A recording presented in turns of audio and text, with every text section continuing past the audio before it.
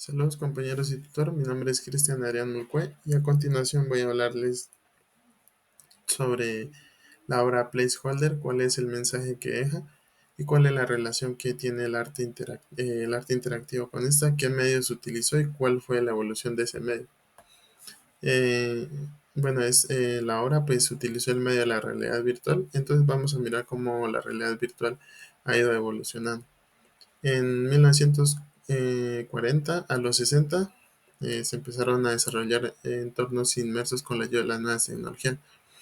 Eh, Al haber tecnologías emergentes, el tema de la Segunda Guerra Mundial, la Guerra Fría, la carrera armamentística, no solamente armamentística, sino tecnológica también, ayudó a que surgieran muchos elementos tecnológicos que ayudaron. Como por ejemplo se empezó el diseño del sensorama, una máquina que producía imágenes, sonidos y vibraciones y que permitía pues al espectador poder sentir, poder digamos como interactuar con ese mundo virtual también. Y en el año 1968 se crea el primer casco de realidad virtual. Hay que tener en cuenta que durante esa época todavía no se le llama realidad virtual, eh, pero pues sí hacía mucho énfasis a lo que después se llamaría realidad virtual. Que este casco permitía ver gráficos simples 3D con el movimiento de la cabeza. El primer casco pues se llamó la espada de Damocles, construida por Ivan Sutherland. Se llama así por su gran peso y porque siempre colgaba un cable encima de él y hacía mucha referencia pues a la leyenda de la espada de Damocles. También dentro de los 70 y los 80 empezaron a surgir eh, muchas tecnologías. También en esa época pues se le llama como tal realidad virtual y fue puesto por un hombre que fue innovador llamado Jaron Lanier, y se refería a la realidad virtual como un conjunto de sistemas informáticos que permitían al espectador interactuar en mundos 3D realizados por computadora.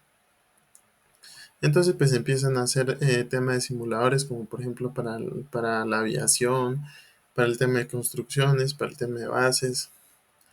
Entonces en esa época pues la tecnología era muy costosa y por eso solamente las grandes entidades la utilizaban. En este caso era la NASA y pues el ejército, que lo utilizaban para simulaciones y para el entrenamiento de los soldados. Ya después se empezaron a hacer nuevos proyectos, hubieron avances en programas de diseño de 3D. eh, También se hicieron el uso, con todos estos programas, pues hicieron uso para crear los videojuegos y también hacer el uso de la realidad virtual. En esa época, pues uno de los primeros videojuegos fue Nuclear Rush de 1993 y fue uno de los primeros en utilizar el casco de la realidad virtual. Pero surgió digamos, como un pequeño problema que fue en el tema del comercio. O sea, los programadores hicieron el videojuego, pero pues no fue muy comercializado por el tema de que era muy difícil que las personas tuvieran acceso a un computador. Como lo mencioné anteriormente, muchas veces solamente lo utilizaban grandes compañías que tenían dinero para poder explorar este tema de la realidad virtual y las nuevas tecnologías. Durante esa misma época, pues se crea Placeholder y que explora una nueva mirada dentro de la realidad virtual. En la actualidad, pues es muy usada en videojuegos, los simuladores más realistas. Incluso nació otro, otro concepto que es la realidad aumentada y que en la actualidad, pues cualquiera lo puede hacer con un teléfono o con un portátil o un PC. Creo que es más accesible a día de hoy. ¿Qué aporte deja? Pues el aporte es que a esta hora pues hace uso de las nuevas tecnologías, explorando y creando la relación entre arte y tecnología. Además de ello, pues utiliza una narrativa no lineal que en esa época pues era muy, digamos, muy poco conocida y que ahorita en la actualidad es muy conocida gracias a este tipo de obras. Cuando se habla de no lineal, es que el espectador puede puede, digamos, sumergirse dentro de una obra y darle un resultado final que quiera.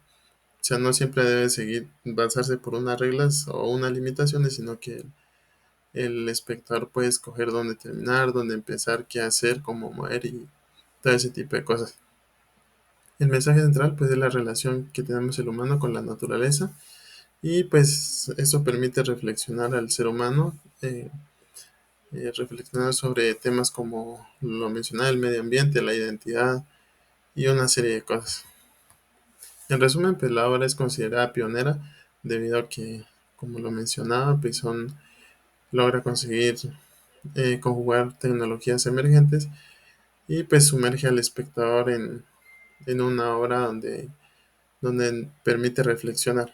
Aparte pues de esto, eh, la realidad virtual no solamente fue como tema exploratorio de mirar el espectador cómo se sentía, sino que aparte de eso dejó una reflexión sobre cómo miramos el mundo en la actualidad, o bueno, en esa época. Pero dejó un camino muy abierto para la actualidad, de que pues a veces debemos explorar, pero no solamente quedarnos con explorar, sino también dejar una reflexión crítica hacia el espectador. Muchas gracias.